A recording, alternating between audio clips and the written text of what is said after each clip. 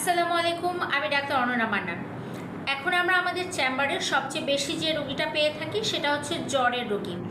দেখা যাচ্ছে যে সবারই ঘরে ঘরে মা বাবা ভাই বোন বা ছেলে মেয়ে কারো না কারোই জ্বর আসছে। জ্বর আসলে আমরা যে ভুল কাজটা করে থাকি সেটা হচ্ছে আমরা খুব সহজেই অ্যান্টিবায়োটিক ওষুধ খেয়ে ফেলি। পাশের দোকান থেকে নিয়েই আমরা অ্যান্টিবায়োটিক খেয়ে ফেলছি। আপনারা ভুলেও এই কাজটা করবেন না। জ্বর আসলে কখনোই নিজ দায়িত্বে অ্যান্টিবায়োটিক খেয়ে বসে থাকবেন না। আপনি যেটা করবেন যে বাজারে প্যারাসিটামল জাতীয় ওষুধ নাপা এইস এই নামে পাওয়া যায়, এগুলো খেয়ে শরীরের তাপমাত্রা কমানোর চেষ্টা করবেন। আর 3 দিনের মধ্যে যদি আপনার জ্বর না কমে তাহলে অবশ্যই নিকটস্থ ডাক্তারের কাছে গিয়ে ব্লাড টেস্ট করবেন।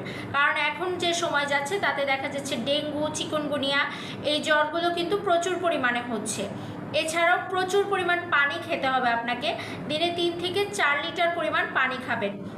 আর এর সাথে ভিটামিন সি জাতীয় খাবার, লেবু মাল্টা আনারস এগুলো বেশি করে খাবেন। জ্বর আসলে অনেকেই দেখা যায় যে গোসল করতে চান না। জ্বরের সময় অবশ্যই প্রতিদিন গোসল করবেন এবং সেটা সম্ভব হলে একটু কুসুম গরম পানি দিয়ে গোসল করবেন। তাহলে শরীরের তাপমাত্রাটা শরীর থেকে বের হয়ে যাবে এবং আপনি অনেকটা সুস্থ বোধ করবেন। ধন্যবাদ।